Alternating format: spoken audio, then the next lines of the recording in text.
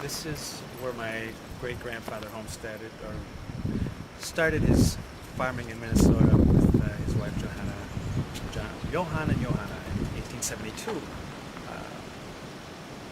The land was railroad property at the time. And I used to visit my grandparents here. This house was built in 1920. There was no running water. There was a windmill and wood heat.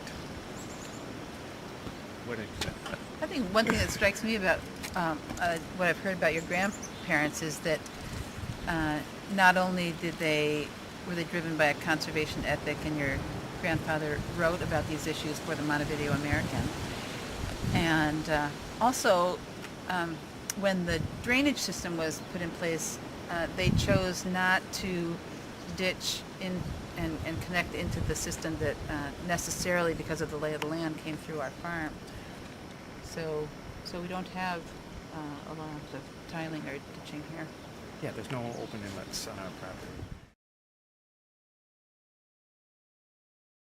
So this in the water down here is the outlet for the tile that draws from probably about 2 miles going northwest here. Fits in conventional corn and soybean production for the most part, and then comes under our grassland. So at times like this, when there hasn't been a big rain event, the water that flows through it is all subterranean. It's groundwater, basically.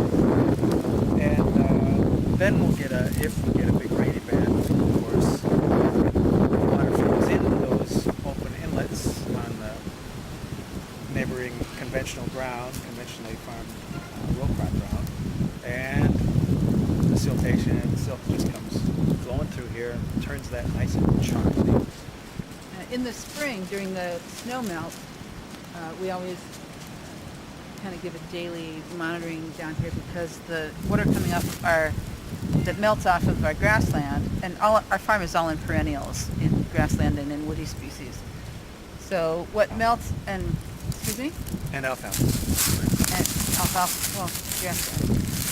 So what comes through this culvert is what's melted off of the surface, and that is a kind of pleasant light herb tea color, but transparent.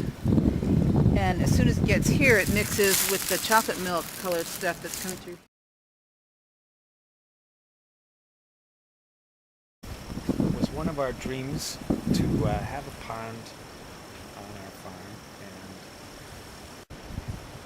One of the places we monitor the circulatory system of the farm.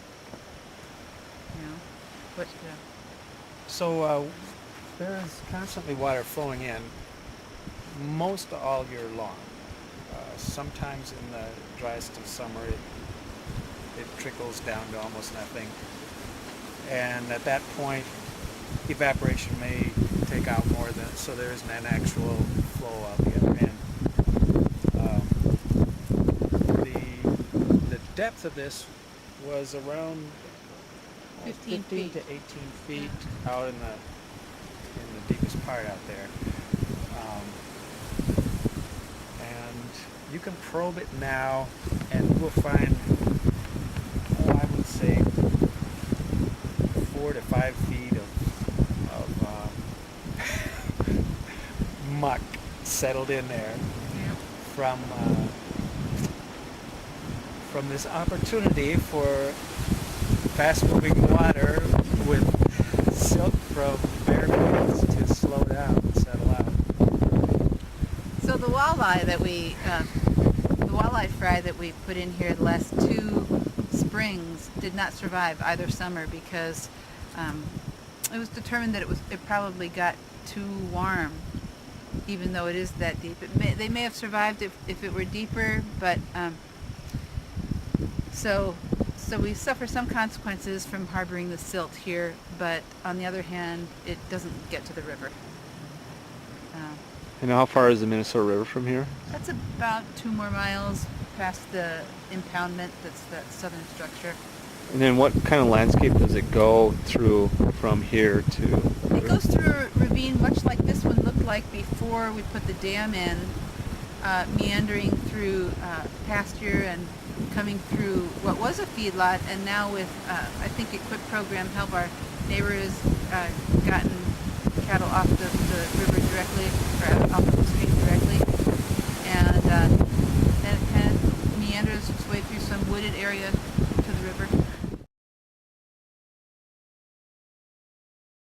Like most of the farms in our area, this used to be corn one year and all soybeans the next.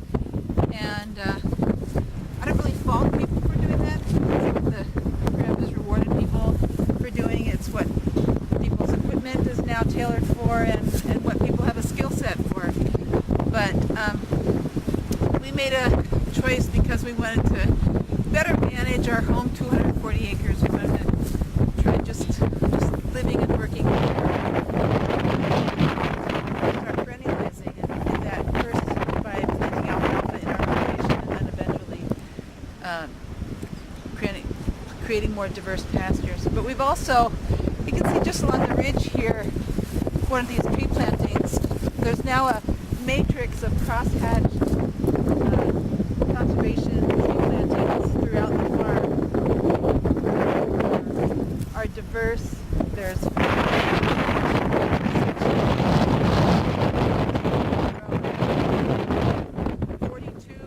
different species on 40 acres of tree plantings throughout what once were giant fields. Now our beef is our primary product coming off of our farm, and we sell about a little over half of that to restaurants in Minneapolis directly, and we process at a United States Department of Agriculture certified facility to be able to do that. And then we also process locally for people from both our region and from the metropolitan area who are looking for bulk beef and quarters.